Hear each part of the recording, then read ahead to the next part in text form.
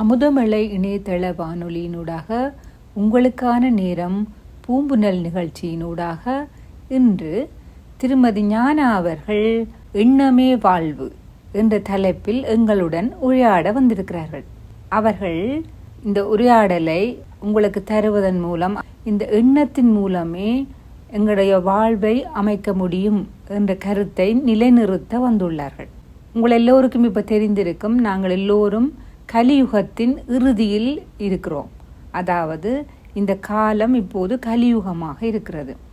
இந்த கலியுகத்தில் மக்கள் எல்லோரும் நோய்களால் பீடிக்கப்பட்டும் அமைதியின்றி சந்தோஷமின்றி அலைந்து திரிந்து கொண்டிருக்கிறார்கள்.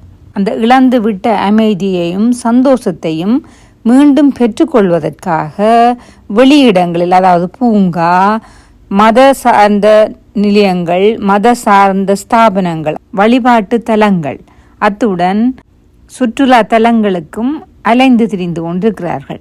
இந்த துன்பங்களும் அவலங்களும் ஏற்படுவதற்கான அடிப்படையான காரணம், அதாவது மூல விதை என்னவென்று நாங்கள் உற்று நோக்கும்போமாயின் அதற்கான காரணம் நாம் உருவாக்குற எண்ணங்களே ஆகும். அதாவது எம்மால் உருவாக்கப்பட்ட எண்ணம், அதுவே அடிப்படையான காரணமாகும். எண்ணமே வாழ்க்கை. நாங்கள் எவ்வாறு எண்ணங்களை உருவாக்குறோமோ அதுக்கேற்றவாறே எமது வாழ்க்கை அமைக்கப்படுகிறது.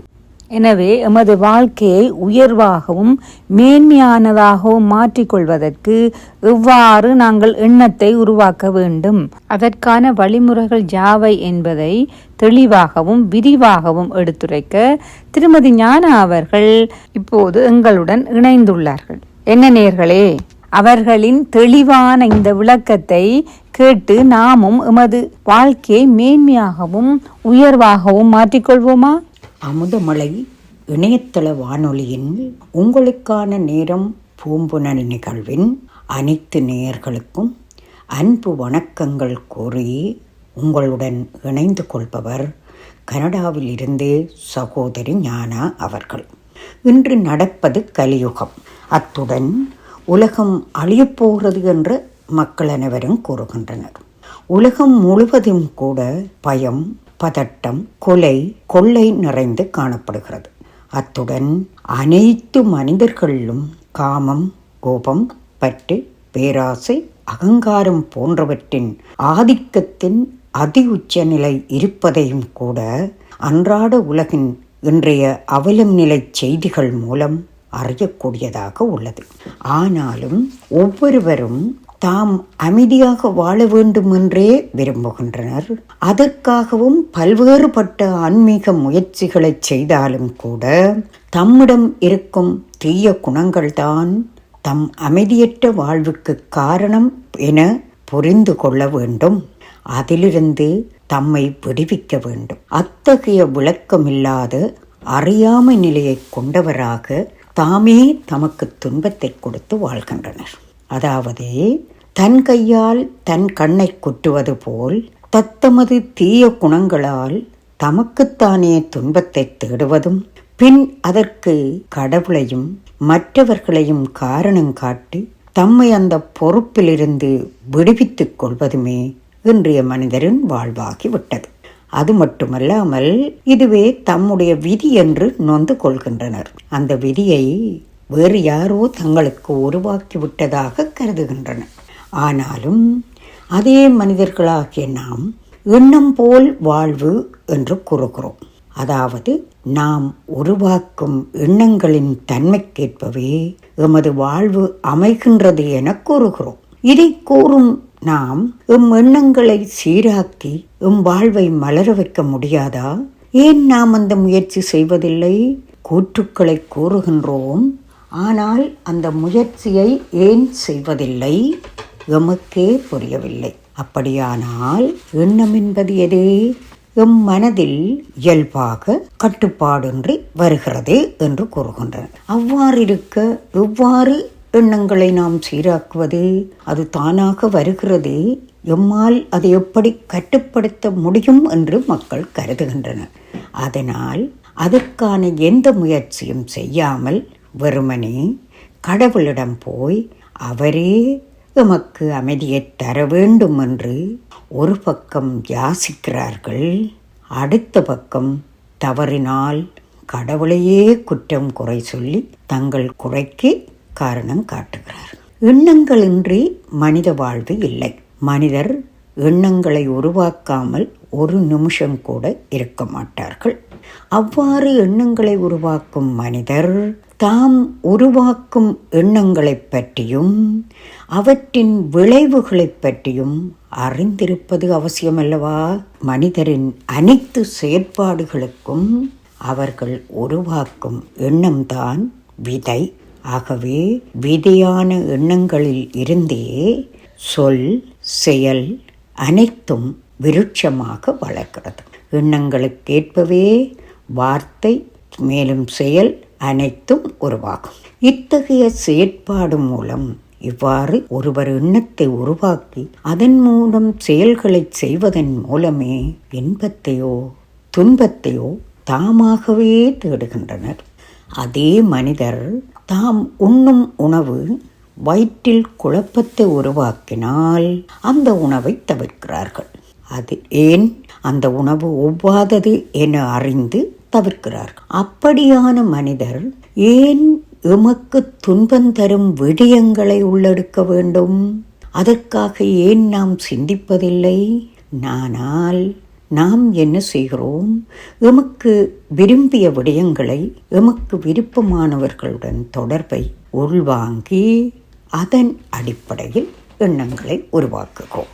ஆனாலும் நாம் உள்ளெடுத்த விடயங்கள் சரியா தவறா, தேவையா தேவையில்லையா, நன்மை தருவதா தீமையை ஏற்படுத்துமா என்று சரிவிலை பார்த்து தீர்மானித்து செய்கின்ற சக்தி நம்முடைய புத்தியில் இல்லாதபடியால் நாம் விரும்பிய அனைத்தையும் உள்ளெடுக்க மனமும் அதற்கேற்ற எண்ணங்களை உருவாக்குகிறது. ஆகவே எண்ணங்கள் இயல்பாக கட்டுப்பாடற்று வருபவை அல்ல. என்னால் என் மனம் புத்தியின் சவுதியை உருவாக்கி என்னால் அவற்றை கட்டுப்படுத்த முடியும். எவ்வாறு உடலுக்கு ஆரோக்கியமான உணவை தெரிவு செய்து அதை உள்ளெடுக்கிறோமோ அதேபோல் மனதுக்கும் உணவாகிய எண்ணங்களிலும் தூய்மையை கடைப்பிடிப்பது அவசியம். அதற்கு அதன் அத்தகைய வழியில் நாம் காணுகின்ற, பேசுகின்ற, பார்க்கின்ற விடயங்களில் இருந்து உள் எடுக்கும் தரவுகள் சரியானதாகவும் தேவையானதாகவும் உயர்ந்ததாகவும் இருப்பதில் நாம் முழு கவனம் செலுத்த வேண்டும். அவ்வாறு செலுத்தினோமாயிருந்தால் அதன்படி நாம் உருவாக்கும் எண்ணங்கள் சீராக அமைய முடியும். உடல் ஆரோக்கியத்தில் கவனம் செலுத்தும் நான் அதேபோல் மன ஆரோக்கியத்திலும் கவனம் எடுக்க வேண்டியது மிக மிக அவசியம். ஏனென்றால் மன ஆரோக்கியம் உடல் ஆரோக்கியத்தையும் பாதிக்கும். அதை விடுத்து தவறுகளை செய்து கொண்டு நாம் பக்கபடி வாழ வேண்டும் என்பது நினைப்பது தவறு அல்லவா? நாம் உருவாக்கும் எண்ணங்கள் என்னும் விதை நல்ல தூய்மையான மேன்மையானதாகும் போதே நாம் துன்பமற்ற அமைதியான வாழ்வை வாழ முடியும். எனவே இப்போது புரிந்து கொள்ள வேண்டும், துன்பம் மாற வேண்டுமாயின் நாம் ஒவ்வொருவரும் சிந்திக்கும் நமது விதத்தை மாற்ற வேண்டியது அவசியம். அதை நாம் எப்படி செய்வது? இதுவரையும் நாம் செய்து கொண்ட செயற்பாடுகள் அனைத்தும் எங்களுடைய மனம் சொன்னபடியும் அடுத்து எம்மோடு தொடர்பான மனிதர்கள் சொன்ன வழியிலும் சிந்தித்து பழக்கத்துக்கு கொண்டு வந்து விட்டோம். அந்த இரண்டும், அதாவது மனித வழிகள், பலவீனப்பட்ட மனித வழிகள்தான் என்னை தவறான எண்ணங்களை உருவாக்கும் வழியை தூண்டியது. ஆகவே இப்போது அந்த பழக்கத்துக்கு நாம் பிரேக் போட்டு அந்த பழக்கத்தை, சிந்தனையை நேரான உயர்ந்த வழிக்கு திருப்பி என் பாதையை ஓட்ட வேண்டும். வாகனத்தை ஓட்டுபவர் பாதை தவறும் போது என்ன செய்கிறார்? முதலில் பிரேக் போடுகிறார், பின்னர் சரியான பாதையை அறிகிறார், அதன் பின்னர் அந்த பாதையில் திருப்பி தன் வாழ்க்கை பயணத்தை தொடர்கிறார். இதே போலதான் இன்றைக்கு வாழ்க்கையிலும் நாம் இதுவரையும் கலியுகத்தில் நாம் மனித வழியில் படி நடந்து தவறானவற்றை சிந்தித்து தவறான வழியில் செயற்பட்டுத்தான் துன்பத்தை அனுபவிக்கின்றோம். ஆகவே அவ்வாறு நாம் நம்முடைய வாழ்க்கை பயணத்தை ஓட்டி வந்து கலியுகத்துக்கு வந்துவிட்டோம். கலியுகத்தில் முற்றிலும் துன்பம் நிறைந்த பாவகரமான வாழ்வைத்தான் வாழ்ந்து கொண்டிருக்கின்றோம் என்பதும் எங்கள் எல்லோருக்கும் தெரியும். ஆனால் இதே நாம் இந்த பயணத்தை ஆரம்பிக்கும் போது நிதானமானவர்களாக சக்திகளும் குணங்களும் நிரம்பி இருந்ததால் எதை செய்தாலும் சரியான வழியில் செய்து சந்தோஷத்தை அனுபவிக்கும் வாழ்வாக இருந்தவர்கள்தான் அதைத்தான் சொர்க்கம் என்று சொல்லப்படுகிறது. ஆகவே அந்த சொர்க்கம் என்று இன்றைக்கு நாம் சொல்லளவில் சொல்கின்ற அந்த வாழ்க்கையை அனுபவித்தவர்கள்தான் நாம். இன்று பின் பிறப்பு இறப்புக்கு உட்படும் போது படிப்படியாக பலவீனம், அறியாமை, தூய்மையின்மை இவ்வாறு சொல்லிக்கொண்டே போனால் எல்லாம் சேர்த்து எதிர்மறை தன்மைக்கு நம்முடைய மனம் புத்தி எடுத்து செல்லப்பட்டு அதன் விளைவாகவே நாம் தவறான செயல்களின் செய்யும் நிலைக்கு உட்பட்டு பாவத்தை சேர்த்து துன்பத்தை அனுபவிக்கின்றோம். இப்போது துன்பத்தின் உச்ச நிலையில் மனவிரக்தி, கடுமையான நோய்கள், துன்பம், கவலை இவ்வாறு நாம் வாழ்ந்து கொண்டிருக்கிறோம். மனிதரை விழிப்படையவும் செய்கிறது. வாழ்க்கையின் விரக்தி, இந்த வாழ்க்கை இப்படி வாழ வேண்டுமா, இதற்கு வழியில்லையா என்று இந்த உச்ச நிலை மனிதரை சற்று வெளிப்படைய செய்கிறது.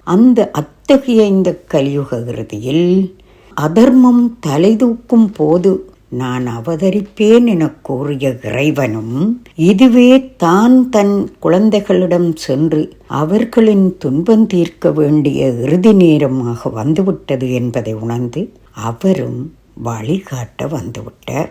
ஆகவே நாம் தவறான பாதையிலிருந்து திருப்ப வேண்டிய இந்த நேரம் சரியான பாதையை காட்டுவதற்கு கடவுளே வந்துவிட்டார். அந்த பாதையை காட்டும் கல்வியை கற்பித்து கொண்டும் இருக்கிறார். எவ்வாறு மது அருந்தும் பழக்கமுடைய ஒருவருக்கு அதை விடவும் முடியாமல் பழக்கமாகிக் கொண்டவருக்கு அதனால் நோய்வாய்ப்பட்ட நிலையில் அவரை அதிலிருந்து விடுவிப்பதற்காக மாற்று மருந்து கொடுக்கப்படுகிறது. அதேபோல் இப்போ நாம் பலவீனத்தால் உருவாக்கிய சிந்தனையின் எண்ணங்கள் மூலம் நாமே துன்பத்தை அனுபவித்தாலும் கூட எம்மால் அதிலிருந்து விடுபட தெரியாமல் விடுபட வழியும் அறியாமல் இருந்து கொண்டிருக்கின்ற எங்களுக்கு இந்த நேரம் இந்த கலியுக இறுதியில் கடவுள் அவதரித்து மாற்று வைத்தியம் செய்ய முற்பட்டிருக்கின்றார். அந்த மாற்று வைத்தியம்தான் எங்களை எதிர்மறை தன்மையிலிருந்து விடுவித்து நேர்மறை எண்ணமுடையவர்களாக மாற்றுகிறது. காமம், கோபம், பற்று, பேராசை, அகங்காரம் போன்ற விகார குணங்களில் இருந்து விடுவித்து அன்பு, அமைதி, ஆனந்தம், சந்தோஷம், தூய்மை, சத்தியம் போன்ற குணங்களோடு உடையவராக எங்களை மாற்றுகின்ற கல்விதான் கற்பிக்கின்றார். அதனால்தான் நரகம் என்னும் கலியுகத்தில் இருந்து எம்மை விடுவித்து சொர்க்கம் என்கின்ற சந்தோஷ உலகத்தில் வாழ வைக்கின்றார். ஆகவே இந்த நேரம் நாம் துன்பத்திலிருந்து விடுவிக்கப்பட வேண்டிய நேரம் என்பதும் அதனால்தான் தந்தை வந்து எங்களுக்கு கற்பிக்கிறார் என்பதும் இப்போதே புரிந்து கொள்ள வேண்டிய நேரம் இதுவாகும். ஆகவே இந்த மறுவாழ்வு சிகிச்சையை கடவுள் எவ்வாறு கற்பிக்கிறார்? மனம் புத்திக்கு உயர்ந்த வழிகாட்டலை கொடுத்து புத்திக்கு சரி எது பிழையது, தவறை செய்யலாமா, அதை திருத்துவது எப்படி என்ற நிலையில் அந்த சரியான அறிவை புத்திக்கு கொடுத்து சரியையும் பிழையையும் வேறு பிரித்தறிந்து பிழையை தவிர்த்து சரியை தெரிவு செய்து அதன் பின்னர் அந்த வழியில் எண்ணங்களை மனம் உருவாக்கி செயற்பாட்டை கொண்டு செல்ல முடிகிறது. இந்த இறை கல்வியானது இன்றைய மனிதருக்கு இருக்கும் ஒரே ஒரு மீட்பு வைத்தியமாகும். ஏனென்றால் வேறு எந்த வழியாலும் நாம் எம்முடைய பாவத்திலிருந்தும் தவறுகளில் இருந்தும் விடுவிக்க முடியாது. ஆகவே இந்த இறைவனின் கல்வியை நாம் கற்பதன் மூலம்தான் நாம் எம்முடைய துன்பத்திலிருந்து நாம் வெளிவர ஒரே மார்க்கம். இதைவிட யோசித்து பார்த்தால் இன்றைக்கு இறுதி நேரத்தில் கடும் நோய்களால் வருந்துவர்களுக்கு கூட வைத்தியர்கள் சொல்கின்ற ஒரே வழி, தங்களால் செய்ய முடியாத போது இனி கடவுள் செயல் என்று சொல்வார்கள். அது மட்டுமில்லை, மக்களும் கூட இந்த தியானத்தில் நாட்டத்தை ஏற்படுத்துகிறார்கள் என்றால் ஏதோ ஒரு மனம் அவர்களுக்கு அந்த தியானம் நல்வழிப்படுத்தும், தங்களுக்கு அமைதி தரும் என்று அதிக நாட்டத்தை கொடுக்கிறார்கள். உண்மையில் காலத்துக்கேற்ப அந்த தியானம்தான் ஒரு வழி. அந்த தியானத்தின் நாட்டத்தை ஏற்படுத்தினாலும் கூட அதன் வழி பல்வேறுபட்ட தியானங்களுக்கு கற்கச் செல்கிறார்கள். அதன் மூலம் எது சரி, எது பிழை, எது எனக்குரிய பலனை தரும் என்று தெரியாத நிலையில் பல வேறுபட்ட மனிதர்கள் அதை கற்பிப்பதால் ஒவ்வொருவர் தங்களுக்கு தெரிந்த ஒவ்வொரு வழியில் போய்கொண்டிருக்கிறார். உண்மையில் அதில் கூட இந்த தியானம் எது, அதில் எது சரியானது, எதில் நான் சரியான பலனை பெற முடியும் என்பதை அறிய வேண்டியது அவசியம். உண்மையில் தியானம் என்பது நினைவு அல்லது யோகம் என கூறப்படுகிறது. முதலில் ஒரு குழந்தையை எடுங்கள். அந்த குழந்தை தன் தாயை நினைக்கும். ஒரு மாணவர் எடுத்தால் அவர் ஆசிரியரை நினைப்பார். ஒரு தொழிலாளியை எடுத்தால் அவர் முதலாளியை நினைப்பார். ஏனென்றால் ஒரு குழந்தையை எடுத்துக்கொண்டீங்கன்னா அந்த குழந்தைக்கு பூகம்பம் வந்தாலும் சரி, அம்மா மடியில் இருந்தால் அனைத்தும் தனக்கு பொறுப்பு. அந்த அம்மாவை நினைக்கும் மொழிய பூகம்பத்தில் தன்னை பாதுகாக்க வேண்டும் என்று அந்த குழந்தைக்கு நினைக்க வராது, தெரியாது. அதுபோல ஒவ்வொருத்தரும் தன்னுடைய முழுமையான பாதுகாப்பை, தன்னுடைய முழுமையான நன்மையை யாரிடம் பெறுகிறார்களோ அவர்களை அந்தந்த நிலையில் இருப்பவர்கள் நினைப்பதுதான் நினைவு. அதுபோல தியானம் என்பது கூட ஒரு பெரிய வார்த்தை அல்ல, பெரிய செயற்பாடல்ல. மனிதன் என்ற பெயரில் வாழ்கின்றவர் ஓர் ஆத்மா. இந்த மனிதன் என்ற பெயரில் ஒரு சரீரத்தை எடுத்து வாழ்கின்றவர் ஆத்மா. அந்த ஆத்மா சரீரத்தின் மூலம் செயற்படுகிறார். அந்த செயல்களின் விளைவுகளாக பாவ புண்ணியத்தை தேடுகிறார். அந்த பாவ புண்ணியத்தின் விளைவாக தானே இன்பத்தையும் துன்பத்தையும் அனுபவிக்கிறார். அப்போ தியானம் என்பது ஒரு படத்தையோ அல்லது ஒரு விளக்கையோ ஏதாவது ஒன்றை குறித்து நாம் செய்வது அல்ல. செய்யலாம். அவ்வாறு செய்கின்ற போது என்ன நடக்கிறது, அந்த படத்தையோ விளக்கையோ குறித்து செய்கின்ற போது அவ்வளவு நேரமும் நாங்கள் வேறு பிழையான எண்ணங்களோ தவறான எண்ணங்களோ இல்லாமல் இந்த ஒன்றில் எங்களை ஒருமுகப்படுத்துகிறோம். அந்த அவ்வளவு நேரமும் வீணான எண்ணங்களோ எதிர்மறையான எண்ணங்களோ எங்களுக்கு வராது. அவ்வளவும் தான். அந்த நேரத்தில் நாங்கள் வீணான எண்ணங்களை உருவாக்காமல் இருக்கின்ற நிலைதான் வரும். அப்போ ஒரு சிறிதளவு அமைதி இருக்கும். ஏனென்றால் அந்த குழப்பம் ஏற்படுத்துகின்றவர்கள் வரமாட்டார்கள். அவ்வளவும் தான். ஆனால் நாம் செய்துள்ள பாவம் இருக்கிறதல்லவா, அது இத்தகைய தியானங்களினூடாக அழிய மாட்டாது. எம்மிடம் இருக்கும் பாவம் அழியும் போதே உண்மையான அமைதி, சந்தோஷம் நிறைந்த வாழ்வை மனிதர் வாழ முடியும். அவ்வாறு பாவம் அழிப்பதற்கான வழிதான் உண்மையான தியானம். மனிதர் இவ்வாறு பலவேறுபட்ட தியானத்தை செய்து கொடுத்தாலும் நாம் உருவாக்கிய பாவ புண்ணிய செயல்களால் செய்து ஆத்மாவில் உருவாக்கிய பாவ புண்ணியத்துக்கு பாவத்தை அழிக்கிறதுக்கு எந்த மனிதர்களால் செய்யப்படுகின்ற தியானம் வழிவகுக்காது. அந்த பாவம் அழியாமல் அமைதி வராது. ஆகவே இந்த ஒரே ஒரு கடவுளால் கற்பிக்கப்படுகின்ற இந்த ஒரே ஒரு தியானம் மட்டும்தான் ஆத்மாவில் உள்ள பாவத்தை அழிக்கும். ஏனென்றால் அவரும் பரமனாக இருக்கின்ற ஆத்மா, அவரும் சரீரம் எடுக்காத ஒரு ஆத்மா, அவரிடம்தான் ஆத்மாக்களில் உள்ள பாவத்தை அழிக்கின்ற வழி அந்த ஒரே ஒருவரிடம்தான் உள்ளது. அதனால்தான் கூறப்படுகிறது, கடவுளின் வழிகளும் முறைகளும் தனிப்பட்டவை என்ற புகழ் கடவுளுக்கு உள்ளது. அதாவது கடவுளை பற்றி அறிந்த எந்த மனிதரும் இல்லை. அதனால்தான் கடவுள் தானாக தேடி வந்து தன்னை அறிவிப்பவர். அவர் வருகிறார், பிரம்மாவின் சரீரத்தை எடுக்கிறார், தானே எடுத்து அந்த சரீர ஆதாரத்தை கொண்டுதான் தன்னை எங்களுக்கு வெளிப்படுத்துகிறார். நாங்கள் சரீரத்தில் இருக்கின்ற ஆத்மாக்கள், எங்களுக்கு தன்னை வெளிப்படுத்துகின்றார் கடவுள். அது மட்டுமல்லாமல் இந்த ராஜயோகம் என்ற பெயரில் இந்த தியான கல்வியை எங்களுக்கு கற்பித்து கொண்டிருக்கிறார். இந்த தியானம் எவ்வாறு ஆத்மாக்களான நாம், ஆத்மாக்களில்தான் மனமும் புத்தியும் இருக்கிறது. அந்த மனம் புத்தியினூடாக பரமாத்மாவோடு அவர் சொல்லித்தந்த வழிமுறையால் நாம் அவரை தொடர்பு கொள்கின்ற போது பாவம் அழிகிறது. ஆகவே ஏனைய தியானங்களில் இந்த பாவம் அழிகின்ற நிலை ஏற்பட முடியாது. அவர்களுக்கு ஆத்மா பற்றியோ ஆத்மாவில் உள்ள பாவம் பற்றியோ மனிதர்கள் அறியாதபடியாத்தான் பலமிழந்து பாவம் செய்து கொண்டு இருக்கிறோம்.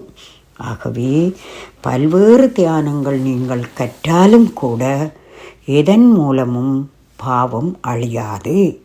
கடவுள் கற்பிக்கும் இந்த ராஜயோகத்தின் மூலம் மட்டுமே பாவம் அழியும்.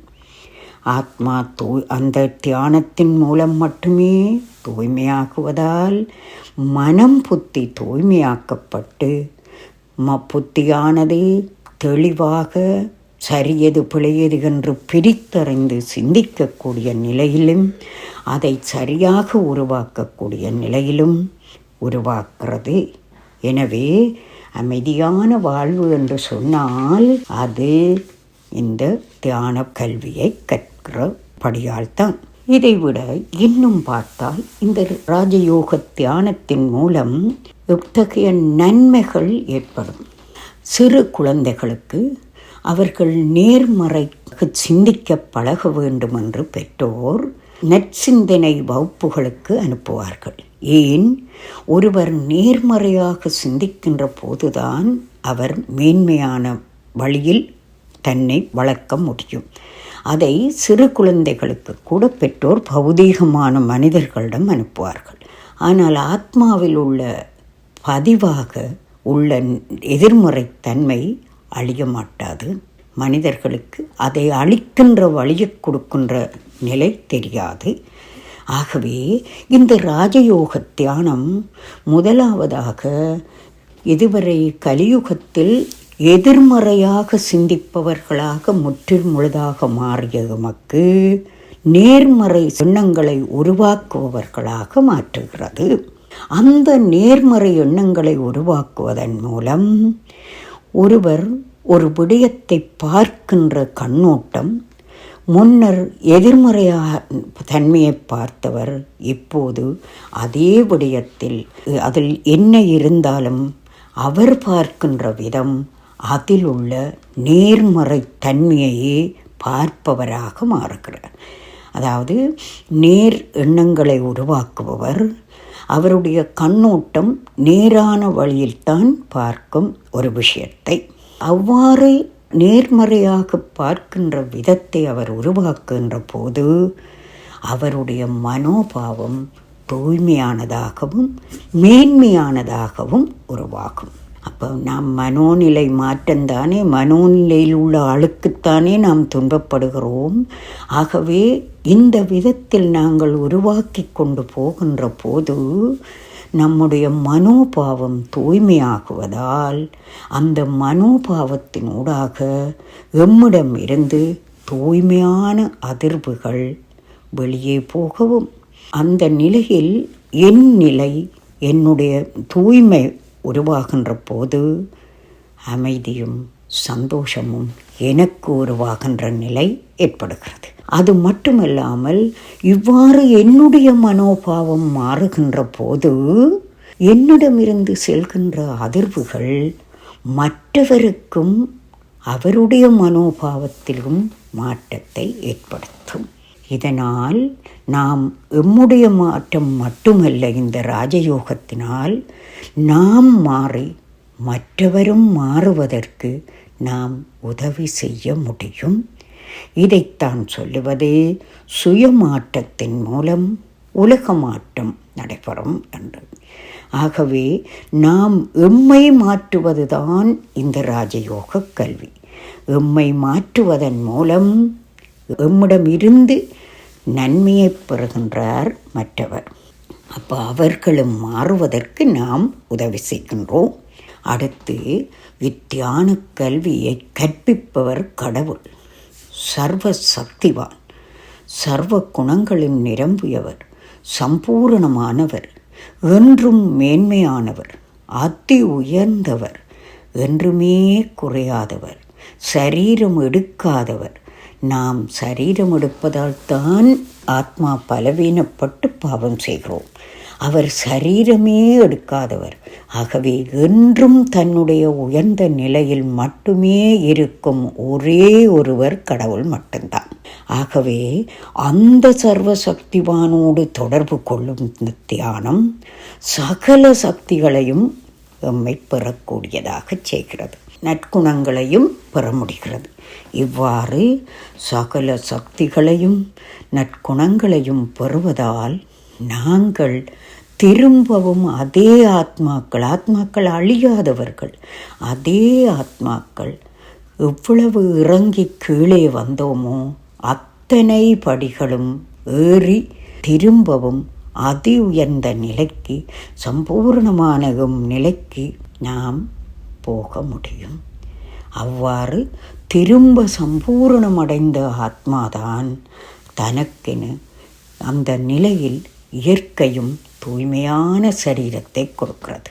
இத்தகைய ஆத்மா தூய்மையாகி தூய்மையான சரீரத்தை பெற்று வாழ்கின்ற வாழ்வுதான் சொர்க்கம் எனும் அமைதி, சந்தோஷம், ஆரோக்கியம், செழிப்பு அனைத்தும் நிரம்பிய பூரணமான வாழ்வு. இதைத்தான் இந்த ராஜயோக கல்வி தருகிறது.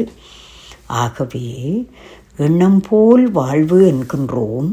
அந்த எண்ணத்தை இருந்து ஆரம்பிக்கின்ற வாழ்க்கையை எண்ணத்தை மாற்றுவதன் மூலம் எங்கள் வாழ்வியை பாதாளத்தில் இருந்து அதி உச்ச நிலைக்கு கொண்டு செல்ல முடியும்.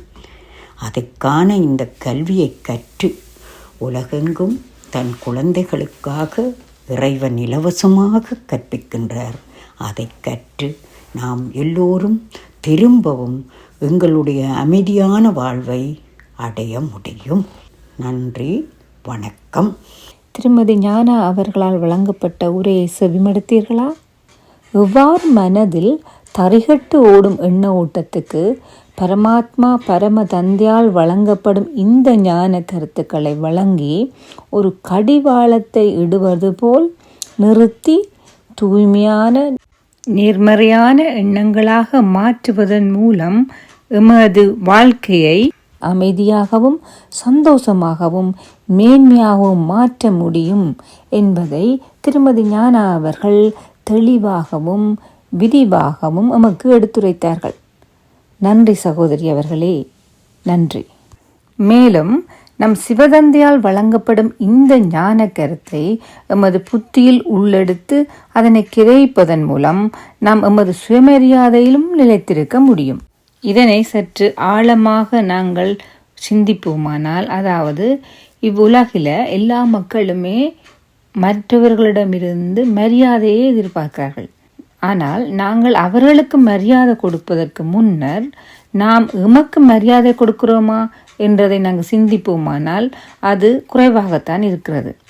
எம்மில் பலர் எமது பலவீனங்களை மட்டுமே பார்ப்பதால் நம்மை நாமே தாழ்வாக நினைத்துக் கொள்கிறோம். அதனால் நாம் எம்மை நாமே மதிப்பதில்லை. ஆனால் மற்றவர்களிடமிருந்து மரியாதையை எதிர்பார்க்கிறோம்.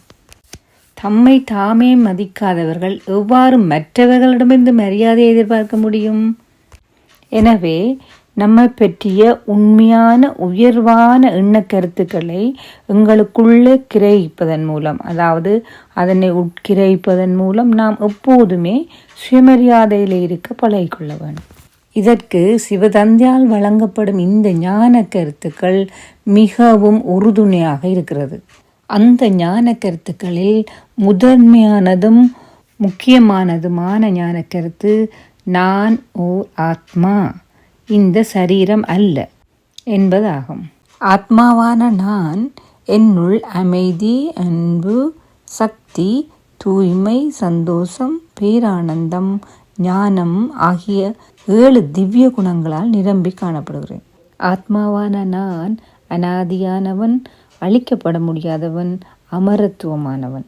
அத்துடன் பரமாத்மா பரமதந்தையால் பராமரிக்கப்படுகின்ற செல்லமான குழந்தையும் ஆவேன். இவ்வாறு என்னை பற்றிய உண்மையான மேன்மையான எண்ணக்கருத்துக்களை என்னுள் கிரகித்து அதனை விழிப்புணர்வில் வைத்திருப்பதன் மூலம் நான் என்னை மாற்றிக்கொள்ள முடியும்.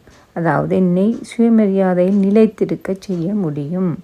எவ்வளவுக்கு நாங்கள் சுயமரியாதையில் நிலைத்திருக்கிறோமோ அவ்வளவுக்கு மற்றவர்களுக்கும் நாம் மரியாதையை கொடுக்க முடியும். இவ்வாறு நாம் சுயமரியாதையில் நிலைத்திருப்பதன் மூலம் எம்முள் ஏற்படும் இந்த சுயமாற்றமானது உலகத்தை மாற்றுவதற்கான கருவியாக அமைகிறது. எல்லாவற்றுக்கும் அடிப்படை எம்முள் விதைக்கப்பட்ட இந்த மேன்மையான தூய்மையான எண்ணங்களே ஆகும். அன்பார்ந்த நேயர்களே, இதுவரை எமது உரையை செவிமடுத்திருப்பீர்கள் என நினைக்கிறேன். அது உங்களுக்கு மிகவும் பயனுள்ளதாக அமைந்திருக்கும். அத்துடன் உங்களுடைய கருத்துக்களை எங்களுடன் பகிர்ந்து கொள்ளலாம். இதுவரை எமது உரையை கேட்டு அதனை ரசித்த அன்பார்ந்த நேயர்களுக்கு எனது நன்றியை தெரிவித்துக் கொண்டு உங்களிடமிருந்து விடைபெறுவது சுசிதா அவர்கள். நன்றி நேயர்களே, நன்றி, வணக்கம்.